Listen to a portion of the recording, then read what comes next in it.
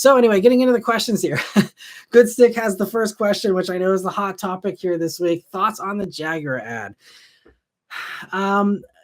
So I will say that I haven't watched other commentaries online about this. I did already talk also in my weekly update a little bit about my thoughts on the branding and on the new teaser images and stuff, but I didn't specifically talk about the ad because honestly, to me, the ad wasn't worth talking about, honestly. Like, to me, it wasn't this big, huge, controversial thing like it was for so many others. And I know there's a variety of reasons people can pick and choose for why they didn't like it.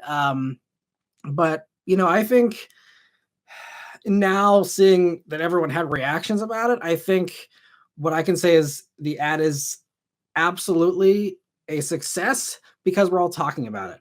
It's a success because it elicited a response. That's what it was designed to do.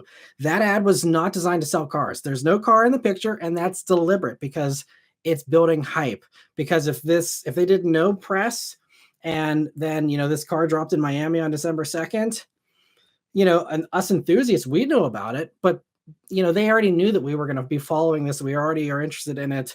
And so that is, a given for them. So this was designed to, put Jaguar back on the map and start getting people's attention and get everyone primed for when this car does come out, and make the biggest splash possible. And from a marketing standpoint, the marketing team killed it. They absolutely killed it because it got everyone talking.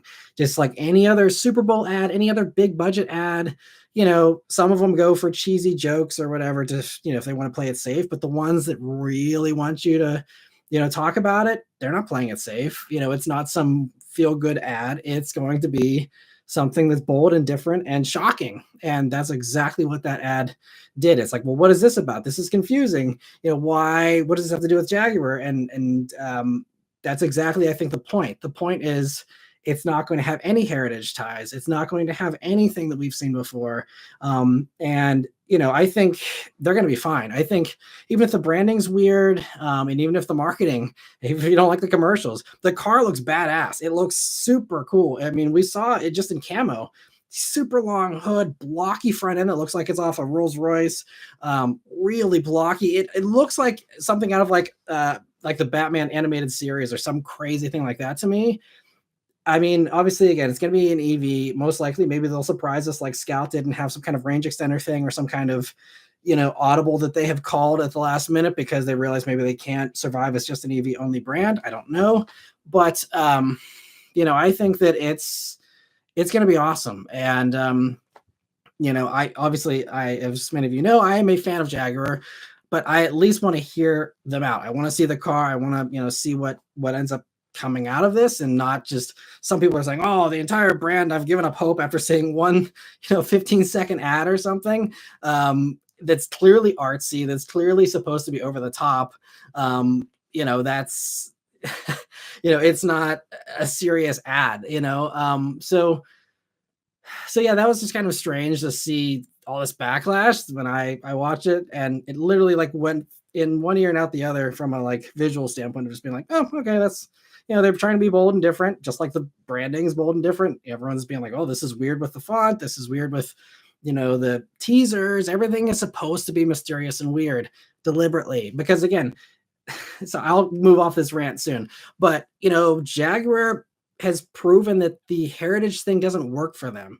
It sold cars for a little while. And, they had some edgy stuff before. My favorite marketing campaign from Jaguar was when the F-Type first came out, and in the years following that, their whole thing was "It's good to be bad," and they hired all these, villains, British villains, and had them driving, the cars and all that. It was an awesome ad, and it, tried to make them a little edgier, and even that wasn't far enough.